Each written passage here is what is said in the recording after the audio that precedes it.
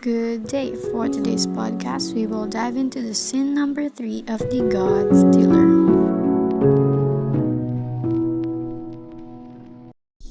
Philip attacked Hell's brother by the shoulder and he said, "You see, Sam, my brother dislikes me, like my grandfather. He feels that I shouldn't have left this place, that I should rot here. Hell, everyone knows that terraces are good for the eye, but they can produce enough for the stomach." Sam told Philip that that's not a nice thing to say, so that they may not end up in a quarrel. Philip insisted that it is true. That his brother and all of them dislikes him, and they think when you live in Manila for a few years, you have forgotten what it is to be an ifugao. His grandfather even pleaded him not to leave. And mindful of his youngest brother's raving, said they dragged down in some battered chairs from within the house and set them in the living room. He was a farmer, and the weariness of working the terraces showed in his massive arms, in his sunburned and stolid face.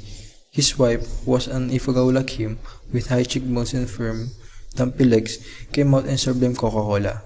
Sam Christie accepted the drink, washed it down his throat politely, excruciatingly, for it was the first time he took a warm Coke and it curdled his tongue.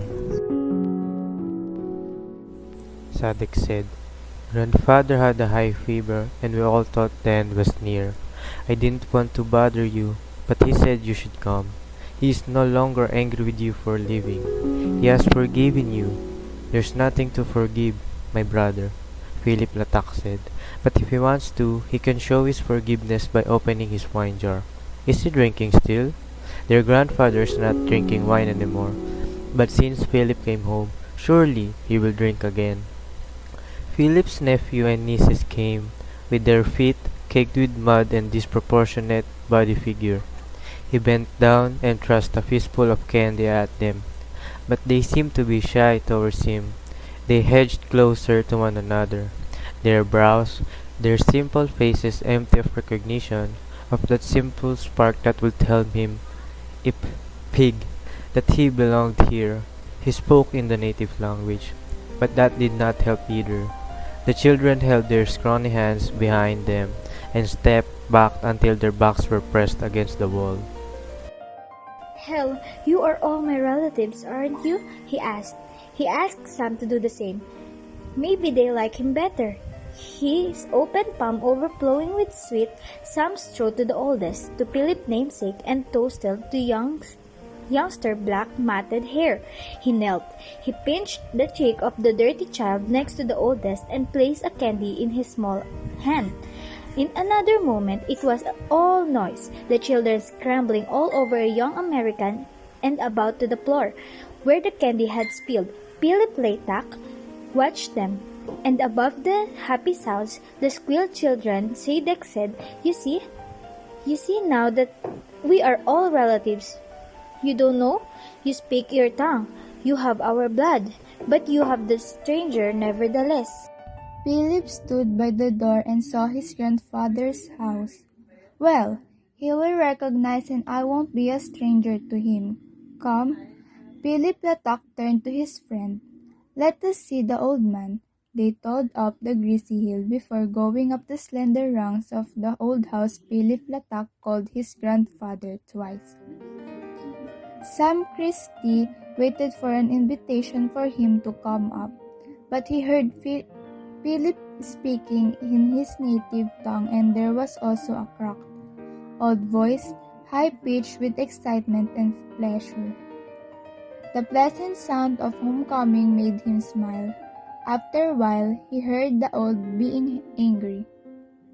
It is because of Sam's request of where he can get a old god as a souvenir. It's not that he's selfish of his idol, but because he had known that Sam is an American and he hates stranger. He said they took everything away from him, tranquility, and also Philip. Philip's grandfather wanted a bienvenida feast for him and he hesitated to bring Sam with him, or if he should just won't go. Yet Sam decided that this was one party he would not miss. They visited the mission managed by Reverend Doon and the following day after having hiked to the villages, but their search was fruitless. They struggled up terraces and were met by howling dogs and bare-bottomed children and old fugaos, who offered them sweet potatoes and rice wine. To all of them, Sam Christie was impeccably polite and charitable with his matches and his candies. Reverend Dune invited them for lunch. He was a San Franciscan and he was quite pleased to have a fellow American as a guest. Reverend Dune says, "In the afternoons," he said with nostalgia, "when the mist drifts in and starts to wrap the terraces and the hills, I'm reminded of the ocean fog which steals over the white hills of San Francisco, and then I feel like I'm home."